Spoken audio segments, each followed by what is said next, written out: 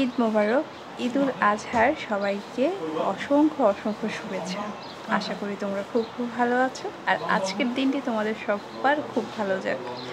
আর এই সুন্দর মাছেদেরও জানিয়ে দিলাম ঈদের শুভেচ্ছাটা। তো সকালবেলা উঠেই ওদের খাবার দিলাম সবার আগে, তারপর রেডি হয়ে এখন চলে যাচ্ছি ঈদের সালাত আদায় করতে, যেখানে ছেলে আর মেয়েদের পড়ার আলাদা আলাদা জায়গা আছে। তো আমরা বাসার সবাই এখন চলে যাব। তো তোমরা তোমাদের ঈদের সকালটা কিভাবে শুরু করছো সেটা অবশ্যই আমাকে কমেন্টস করে জানিয়ে দিও কিন্তু।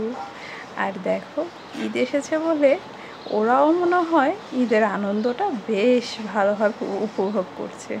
কত নাচানাচি দেখো। আর ঈদের জন্য করেছিলাম স্পেশাল নোয়াবি সেমাই। এটা রাতেই করে রেখেছিলাম, কারণ একটু ফ্রিজে রেখে ঠান্ডা করে খেতে বেশ ভালো লাগে তাই। আর দেখো, উপরের লুকটাও কিন্তু খুব সুন্দর হয়েছে, তাই না? আর খেতেও কিন্তু খুবই টেস্টি ছিল। তারপর ঈদের সালাত আদায় করে তারপর চলে আসলাম আমরা সবাই। আর এইটা হচ্ছে আমাদের ঈদের জন্য কেনা হয়েছিল। আমার খুব কষ্ট লাগে কেন যেন, মানে ওদের একটা মায়ায় পড়ে যায়। এই যে এখন তো জবাই হয়ে গেল, তো অনেকটাই হচ্ছে চামড়া ছেঁড়া হয়ে গেছে। তো আসলে এবার কোরবানির সময় আমি পুরোই কেঁদে দিয়েছিলাম। এবার না, প্রত্যেকবারেই যখন কেনা হয় তখন না খুব আনন্দ লাগে যে কেনার, যে কবে কিনবো, দেখবো, করবো। কিন্তু পরে যখন মানে কেটে ফেলা হয় তখন না কাটার সময় খুব কষ্ট লাগে। তো যাই হোক, কী আর করার, যেহেতু এটাই মনে হয় এটাই আত্মত্যাগ, এটাই মুসলিমদের হচ্ছে